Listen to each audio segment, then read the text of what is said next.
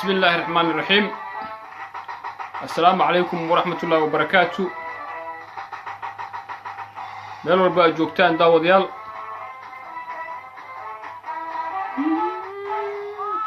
وسعيدكين محمد بشير حاشي oo idin leh maalin wanaagsan habeen wanaagsan meel kastoo aad joogtaan iyo si kastoo aad noo daawanaysaan muddaan kala maqnayn laakiin dib baan isugu soo laabannay waxaan wax yar rabnaa inaan ka niraahdo boqolkii maalmood ee ugu horreeyey madaxweynaha Soomaaliya Maxamed Cabdullaahi Farmaajo oo runtii dhammaatay dad badan waxay qabeen in madaxweynaha Soomaaliya Maxamed Cabdullaahi Farmaajo sida loo arkay si ka bedelan ula soo baxay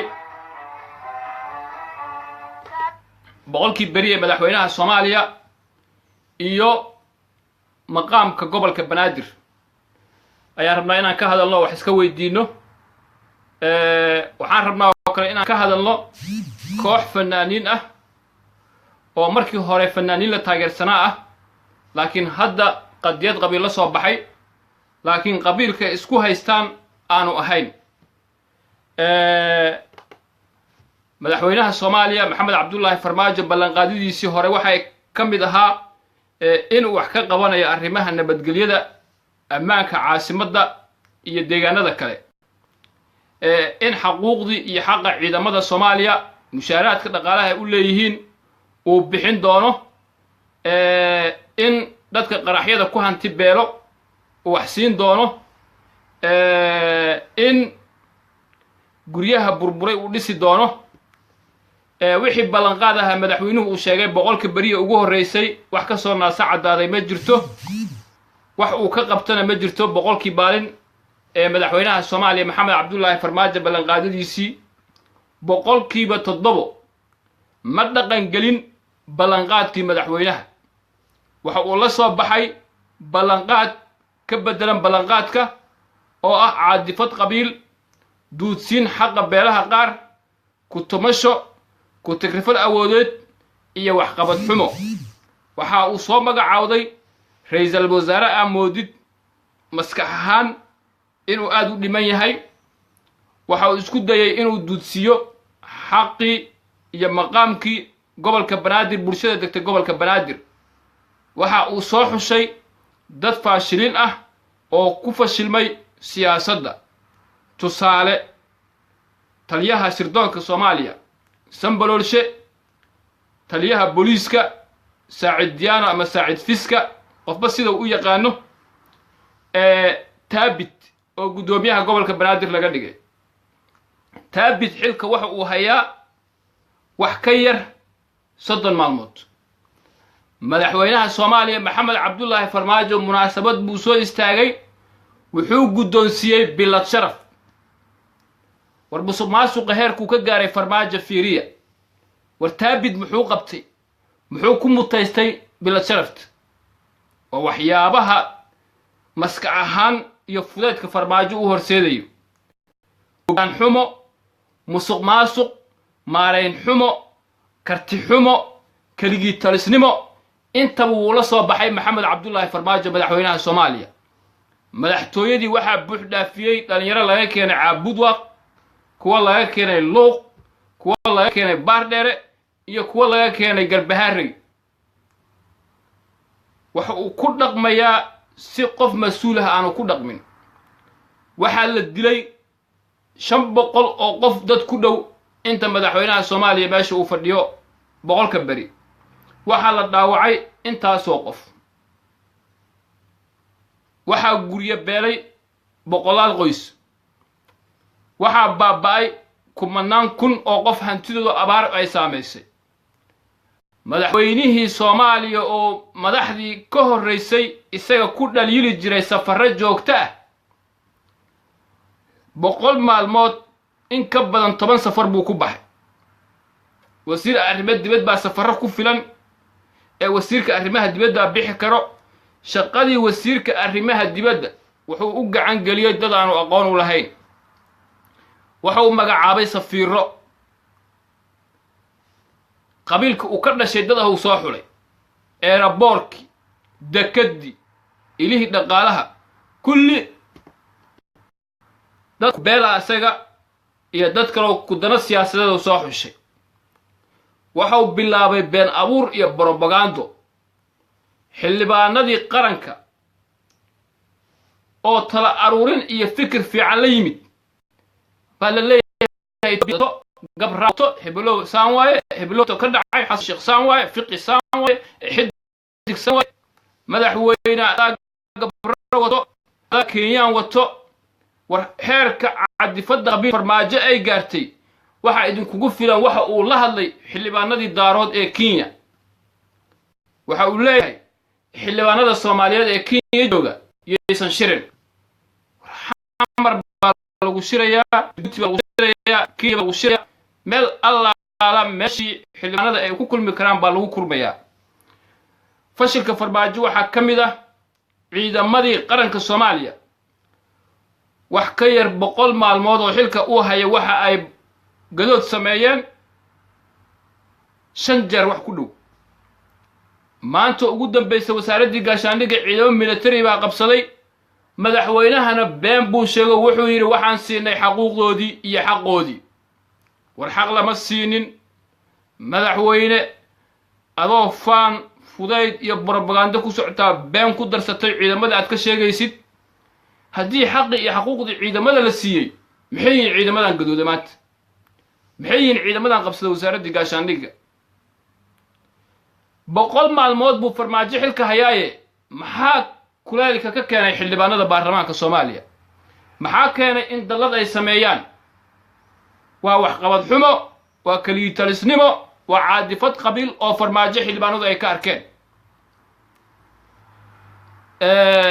musuq maasuq heerka uu gaaray waxa cunaqabatayn la saaray Hiirshabeelle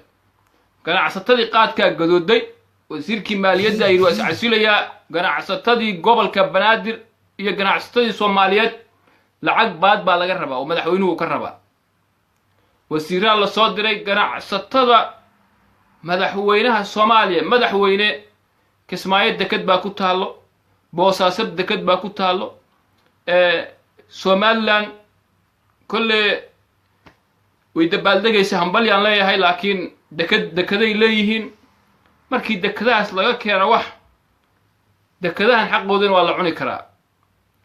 Hiirshabeelle cunaqabatayn saartay waxa hadda caqabad ku tahay dhismaha dekada Hobyo marka madaxweyne waa fashilantay boqolkaagi bari ugu horeysay waxa ka dhamaaweysay Facebook iyo Twitter waxa ku soo aruurtay maangaabnimo waxa wakiilatay ciyaal yar yar oo fudfudud waxa ku gashay caadifad qabiil oo xun waxa adeegsanaysaa dad maangaabyaal ah oo lacag aad siinaysaa dadka kulli wax waa arkaan waxna waa maqlaan waxa tahay madaxweynihii Soomaaliya waa lagu doortay xildhibaanadii ku doortay ina xildhibaano Kenyaan uga dacwootid oo qaab qabiil ah ku dacwootid oo waliba la soo taagnaa madaxweynaha Soomaaliya waa daarood madaxweynaha Kenya waa daarood anigana daarood baa xildhibaan la soo taagnaa inaan la hadashid waxay ku tahay maangaabnimo waxay ku tahay doqonnimo waxay ku tahay kaliitaynimo madaxweyne lugumood noqosawa dad badan baa ku taageersanaa laakiin taageerahayga waa dhumisay waxa isku dayday inaad hor istaagtid maqaamkii uu lahaa gobolka Banaadir ama la diidi lahaaya ama la yeeli lahaaya gobolka Banaadir ha dhawaato ama ha dheeraato waa uu helayaa maqaamkiisi taabidaan hor istaagi karin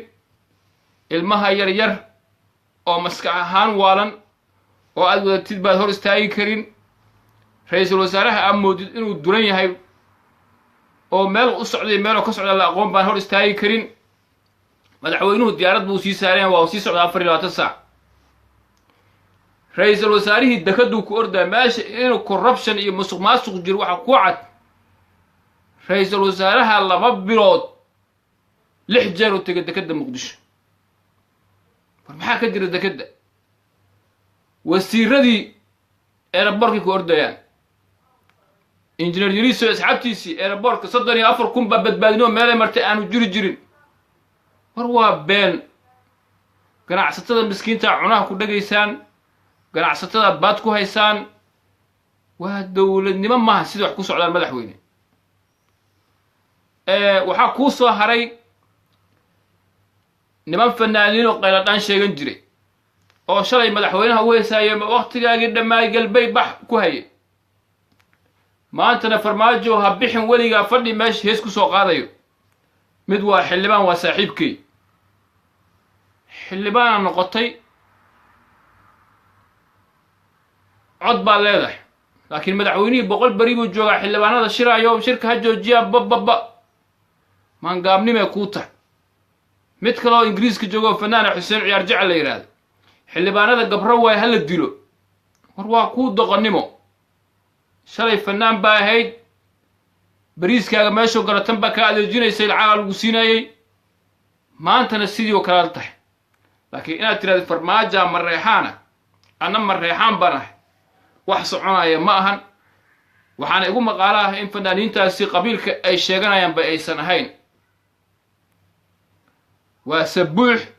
waa cayr waa habar gidir waa hawi laakiin daarood bay noqdeen wax ka yar hal qarni lafta sabuux la yiraahdo ka gadoodeen nimankaas fanaaniinta ah daarood ay galeen mareexaan marka ismoodinina mareexaan oo dadkiina dhinac ka raaca aragti baa leedihiin mid kale oo xiran oo facebookyo qatar ku yahay liira asna xildhibaanada waa gabra war gabra waxaa wato farmaajo gabra waxaa wato xasan cali khayre gabro madaxtooyadu joogaa ma xildhibaanada geeyay shirkii ingiriiska bacale masaarkii farmaajo gabra xildhibaanada geeyay gabra reer farmaajo gabra ku waalateene gabrana adinkaa wato farmaajo asaa nin Soomaali oo Itoobiya sheeganaya warqadihiisii ka gudoomay gabrayaan wax lagu harawsan Axmed Macalin Fiqi waa la yaqaan Cabdirashiid Xidig waa la yaqaan Xasan Sheekh Maxamuud waa la yaqaan Shariif Sheekh Axmed waa la yaqaan maqaamka siyaasadda heerka ay ka joogaan laakiin farmaajo maangaab ah inuu gabra la soo taagnaado 24 saac war gabra madaxtooyada iridkeedu degan yahay safaaradiisa ay ku taalaa farmaajo nin Soomaali ah oo laga soo diray dhulka Soomaalida ee Itoobiya xooga ku haysato isaga ka gudoomay warqadihi safiirnimo uu ku aqoonsanay taasoo u dhigan in farmaajo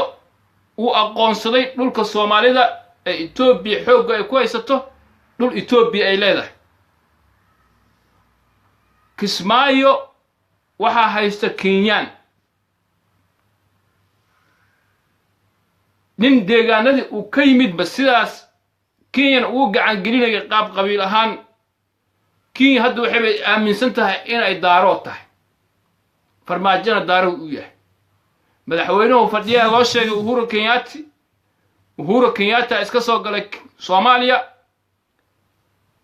ilma daraadaan la kala xushoonayn runta la isku sheegaya ninka fanaanka uu ku hayay shalay waraabu waqtiga waa dhamaaday maantana inuu xamar show ku qabto rabo ilka casal yiraahdo hadda waa u doqonnimo shalay wuxuu caynaya qabiil haddana wuxuu u tuugsi tago u shaxaatay qabiilkii shalay uu caynay wariika aqli xun dadkan ilka casal waa nin la yaqaan waa nin daarood ah shalay xasan sheekh buu caynayay farmaajo xasan sheekh muxuu qabtay farmaajo maanta wixii xasan sheekh uu qabtay wax ka bedelan oo farmaajo uu qabtay sheega shalay qarax baa dhacayay dad baa la dilayay hoobiya xamarka dhacayay xildhibaanada sidaan u godoodayay laakiin ciidamo godooda wada xirto xilliga xasan sheekh ma jirin farmaajo soo kordhiyay in afgooya ilaa ay muqdisho la iska xirto farmaajo keenay waxyaabaha uu soo kordhiyay waa farmaajo oo xasan sheekh intii dadka muqdisho ay ku yaqaaneen oo ka dhari uu soo kordhiyay hadda in fanaaniintii qabiil noqdaan dad yar oo caadifad xun oo hunguri uu raaco reer xamarna lacag la siiyo leeyahay hebel saan dheh wax soconay ma ilma adeereeyal annaga hadlayno annagaa joogno annagaa ilaahay afna siiyey annagaa ilaahay addina siiyey kooxda qayladhaan ragga sheegtayow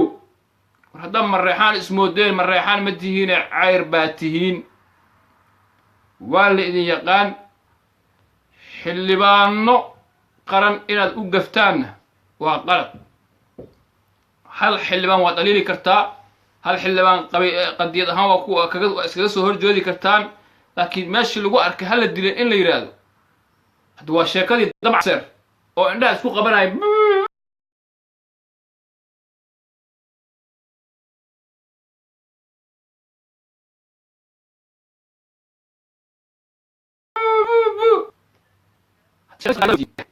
haddii la yidhaahna waa la inkaga adag yahay xamar rag baa etoobiyaan ka xoreeyey rag baa xamar etoobiya ka saaray rag baa maraykan kula dagaalay rag baa dhiig u huray rag baa weli taagan hadda aabbayaasheen iyo awowayaasheen dhaxalkii ay nooga tageen annagaa diyaar waha inaan awlaadeenni iyo ilmaheenni uga sii tagno laakiin in farmaajo qadiyad qabiilo guracan uu nala soo galo cid laga yeelaya ma jirto haddii af uu ku hadlana afaan ka hadlaynaa haddii gacanta uu ka hadlana gacantaan ka hadlaynaa madaxweyne iyo ra-iisul wasaarahan waalano iska socdo dekadda ku socdo boobka ku haya dekaddii ra-iisul wasaare waxaan ku leenahay nin baa ku soo magacaawday xabistaada lama diidano cid ka xun ma lahan xaq baa u lahayd laakiin ra-iisul wasaare stresskii yurubaa kugu jiro weli caga dhigo madaxweynuhu wuxuu leeyahy waxa qabiilka la dagaalamaya gaarka ataagga samaynaya waa ra-iisul wasaarihii ra-iisul wasaarihii inuu wuxuu leeyahay madaxweynahay amrayo ra-iisul wasaare nin calooshu shaqaystoo la haystaa tahay nin go-aan le ma tihid nin wax sixi kara ma tihid nin wax qaldi kara ma tihid sidaan dowladnimo ma ah waxaan waa qabiil ra-iisul wasaaraha waxaa la yidhi wuxuu qabaa gabar ku-cida madaxweyne madaxweynuhuna wuxuu qabaa gabar ra-iisul wasaaraha ku-cida hadda aniga inaan gabar ka hadla ma rabo allaha daysto marwooyinka laakiin labadan nin sida wax ku wadaan waa u doqonnimo waa u dadnimo xumo nin fududu taabid yidhahday wataan hadda aroosuu geli rabaa taabid xasan sheekh gabaru awowyuu qabay oo iska furtay sida igu maqaalo ah nin ilmihii uu dhalay awowgood qiyaamay ciduu u naxaayaan jirin waa tuug waa qaa'in waa nina aan wax maarayn karin waa nin aan wax sifayn karin wax noocaasoo kalaa in farmaajo uu hadiyad siiyo wax ka yar bil soo joogo war hadiyad haddii la bixinayo waxaa lagu bixiyaa wax qabad karti hufnaan haddii la dhihi lahaay kii ka horreeya wax qabad lagu siiyey loo qaateen bay noo ahayd laakiin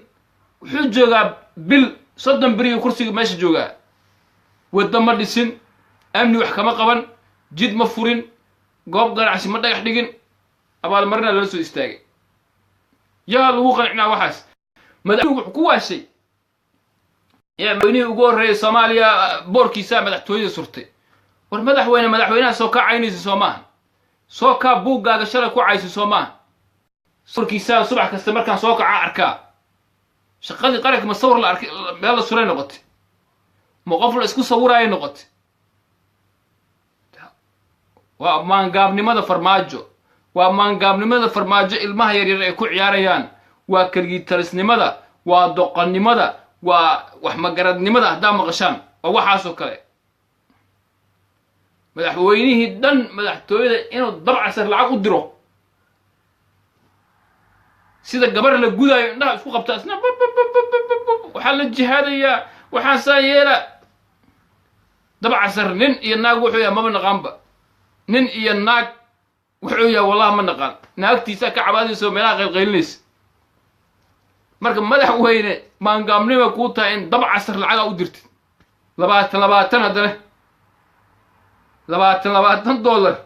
inaa u dirtid tira laabtoobyo gad wax iska dhici daba casrada ninna maaha naagna maahan mana fiyooba mana waalna meelaan ku xisaabna ma naqaano madaxweyne haddaad dad lacag siinaysid dad waxgarada soo sii laakiin dadaan waxba aqoon hadda ciladaha ilaahay inaan qof ku caayo ma rabo dadaada waxba aqoon oo maanta madaxweynihii waa libaax madaxweynuhu intuu ka dhacay madaxweynuhu intuu tegey madaxweynuhu raashinuu fi rag ku hayo waxaas madaxweyne wax kuma noqoto madaxweyne boqol beri asaan ku tahaye wallahi inaan sanad gaarayso ma og aniga ma u malaynayo aragtidayda farmaajo waa wadani farmaajo waa saas farmaajo waa inta ka dhacday bobobo oo boobay waa badoo galay boqor wax ka jira mal aawe boqol beri waa hadda boqol waa 3 bilood iyo 10 maalmood 3 bilood iyo 10 maalmood baa adiga dhan isdhex gashay madaxweyne oo xildhibaanada ay ka arkeen caadifada qabiil shacabka ay ka arkeen haweenkii carruurtii yaryaraa qaxootiga ay ka arkeen waa maangaabnimo xumo waa doqonnimo waana dabaalnimo waxaa ku soo haray ra'iisul wasaare xasan cali khayre wuxuu ka dhashay muursade waa curadkii hawiye muursadow haddii ra'iisul wasaaraha wax laga sheego gabdhihiina iyo wiilashiina ma ahan in muursado wax laga sheegay booskan waxaa joogi jiray hawiye abgaal baa bar joogi jiray waa la dhaliili jiray majeerteen baa joogi jiray waa la dhaliili jiray mareexaan baa joogi jiray waa la dhaliili jiray weli yaa ii sheegi kara qof daarood ah oo ra'iisul wasaare xilligay ay ahaayeen difaacayo ra'iisul wasaare lama hayo mareexaan wuu noqday majeerteenna way noqdeen abgaalna way noqdeen hawiye ah dhulmahantana waa noqdeen laakiin muursadoo dhan nin iyo naag haddii xasan cali khayre wax laga sheegay war muursado wax lagama sheegin xasan cali khayre waa nin waa duran yahay nin duranoo waalan waay marka qadiyadda qabiilya idin qaadin wiil yar baa ila soo hadlo oo qaraabanahay maalowda wuxuu yidhi commentiyaa soo bixinayaahe ha iga xumaanin aragtidaada xor baan u tahadheh commenti ugu socay caadifad qabiil baa ku hayso abababa war wallah waxaan dhahay caadifada qabiil xasan khayre wax ka sheegay qabiil wax ka sheegay xasan cali khayre waa muursada wax ka sheegtayna xasan cali khayre muursada wax ka sheegtay lamid tahay waay marka sheekadii farmaajo oo haddii wax laga sheegay kuwa fanaaniinta sheeganaya ilmo ciyaar jecel ay soo boodeen ha noqonina walaashii jamaal jest waa ku salaamay muursada tahay xasan cali khayre haddii wax laga sheegay jamaadii adiga walaal wax kaama sheegin farmaajo haddaan wax ka sheego kama sheegin cabdikariim bulxano caabud waqjo wax kama sheegin farmaajo waa mareexaan ilaaha ka dhaliyey mareexaan dad xun iyo dad fiican waa leeyihiin muursadana dad xun iyo dad fiican waa leeyihiin war muursada dad gobaa ku jiro waxaa ku jiro cabdiweli qanyaraa ku jiro waxaa ku jira cabdifitaax shaaweeye waxaa ku jira mustafa sheekh cali dhuxulow oo ah nin miskiinta caawiyo nin fiican ah dadkaasaa ilaahay ka dhaliyey marka ninkan duranoo waalan oo xasan cali khayre la leeyahay war walaalyaalow qabiila ku difaacanina jamaal jaystaa joogtoo boqorada oo walaashee ah marna dumaashidaa jamaal xasan cali khayre waa nin waalan waa ninaan wax maamuli karin waa ninaan wax maarayn karin waa nin lagu shaqaysto waa calooshid u shaqayste qabiilaa lagu dirayaa beelihii walaalaha la isaga horkeenayaa sambalolshe sidoo kale waa maangaab shalay baarlamaankii baa eryey waa soo taagan yahay waxaan ahay wiil mudalood ma aqaan in hooyadiis mudalood ay tahay haddii hooyadiis mudalood tahay wiil mudalood wuu noqon karaa laakiin haddii hooyadiis mudalood aan noqon aysan ahayn oo xawaadlo tahay xawaadlaa lagu hayay shalay wicille ahaayeene wicilladuu qayb ka yahay farmaajo ii geeya miskiin meelo wareegaa xarbi jubbad baa daraad gaari ku qaado arkay marka qadiyadda qabiil محمد عبد الله فرماجة بقول مالمود بيكسو عن بحذي waxaan leenahay madaxweynow adoo ra'iisul wasaarahan duran wato adoo wato Yuusuf Garaad iyo xulufadiisa waxaan ku leenahay maqaam muqdisho inay hesho waa qasab cabdifatax qordheere saaxiibkii waa ku salaamay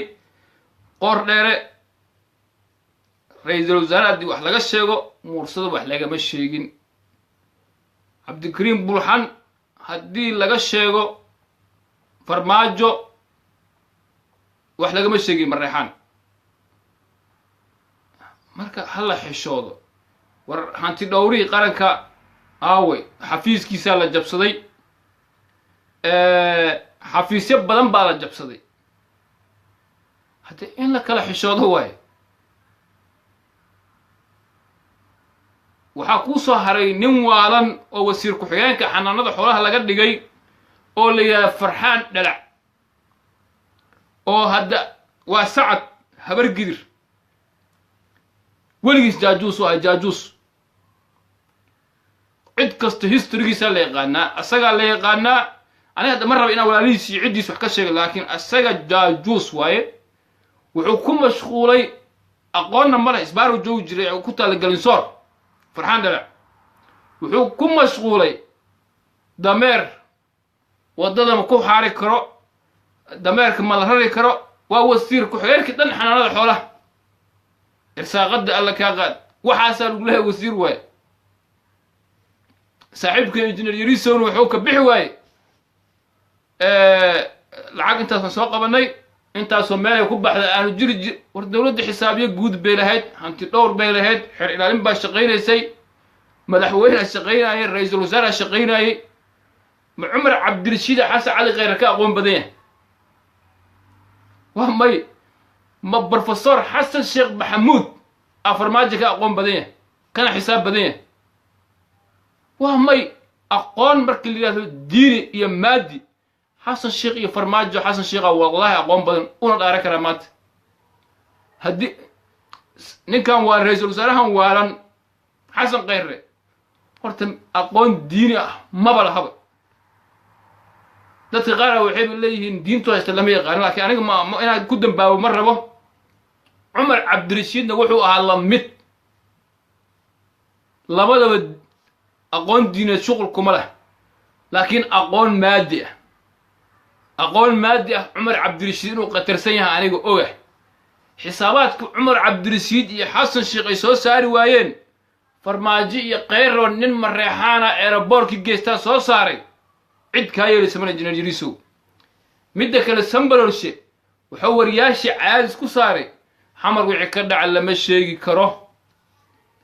laakiin wasiirkii warfaafinta facebook kusoo qoraa habartii la dilo hal gabar oo shaah gadaysa haddii askari xabad uga fogato wasiirka warfaafinta waa ka xunna arrintaas raggina waa la soo qabta uu leeyahay sambalorshe iyo wasiirkii warfaafinta haddaysan iska warqabin dowlad meesha kama jirto marka waxaan leenahay wasiirkii beeraha mid ah oo biimada iyo raxweyn wixii ma aqaane wuxuu leeyahay shabeellada hoose beeraha xoog lagu haystaa wasaaradda beeraha beera xoog lagu haysta soo ma wasaaraddii amnigu isu bedelay waa habeen dambaa ka soo hadli doonaa dhibaatooyin amisom ay ka wada shabeellada hoose maleeshiya beeleed wasiirada qaarkood ay ku hubaynayaan arrimahaas habeen dambaa ka soo hadli doonaa inagoo waraysan doona qaar ka mid ah hogaamiyaasha ciidamada ee magaalada marka ku sugan haddii allaha wadil u raalli ka noqdo afhayeenkoodii odayaashii haweenkii magaalada marka habeen dambaan waraysan doonaa haddii allaha wadil u raalli ka noqdo waxaan kaloo waraysi ka haynaa oo aan rabnaa inaan idiin soo gudbinno odayaal iyo waxgarad reeca budwaaq ah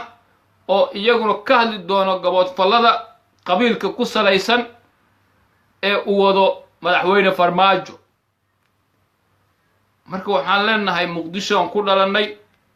waa ku dhalnay waanu ku dhaqannay waana ku dhaqmi doonaa oo ku dhiman doonaa dad caadifad qabiil ku jirto farmaajo oo kalaa looga tegi maa muqdisho waa wallahi looga tegi maa madaxweyne ama dab casir lacag soo sii ama ciyaalkan turkiga joogo propagandada iyo meel laga mara aqoon lacag soo sii ama kuwa kaloo caliyare iyo kuwa lamida soo adeegso madaxweyne boqolkii beri waa fashilantay ama Facebook soo fariiso ama Twitter soo fariiso madaxweynow waxaaba ka fiicnaa ra'iisul wasaare Cabdi Faarax Shirdoon Saacid boqolkiisi beri aa ka wax qabad fiicneed waxaan leenahay ciyaarta habeen wanaagsan waa isla soo xiriiri doonaa waa wada hadli doonaa wiilka hambalyada u sida galmudug waa ku salaamay abtigay jamaal waa ku salaamay adigana laakiin waxaa iga qortaan fanaaniintan ismooday inay mareexaan yihiin laakiin habar gidir cayr sabuux ah hal qarni ma joogaan intay ka go'een markaasay leeyihiin xasan mid wuxuu yidhi xildhibaan waaye saaxiibkii waa in wax ka sheego mar rabo hana iga xumaanina xildhibaan uu ahaa xasan sheekh baa xildhibaan ka dhigay haddana waa xildhibaan wuxuu leeyahay farmaajo wax lagama sheegi karo waa xildhibaan xor baa tahay cod baa leedahay codkaaga ama farmaajo ku taageer ama ku mucaarad laakiin shalay xasan sheekh heesaa ku caynaysiin farmaajona maanta waa ku ammaanaysaan mareexan waa sheeganaysaan marka yaa aqliga la dadka wax u sheegaysaan waa anoo kale waa iga wada aqoon badan yihiin gabdhaha xamar jooga wallahi billahi tolaahi 16 jir 17 jir jaamacaday dhigtaan waa dhaqaatiir dadkaas ay rabtiin in aqliga been uga degtaan marka waxaan in leeyahay mareexana ismoodinina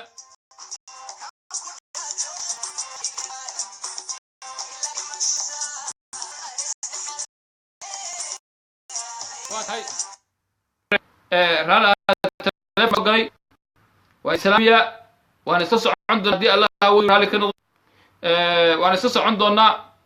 jamaal jeesta xasho walaashay dubaashi waa ku salaamay allah ku xafdiyo adiga caruurtaada adinka dhan waa mahadsantihiin no more hawiye iyo isbaaro okay waa mahadsantahay walaashay jamaad waa ku salaamay adigana caasha sidoo kale reer farmaajo xamar ubax waa ku salaamay adigana dhammaantiin adinku isku duuban waxay sida ay nabadgelyo waa saaxiibkii Bashir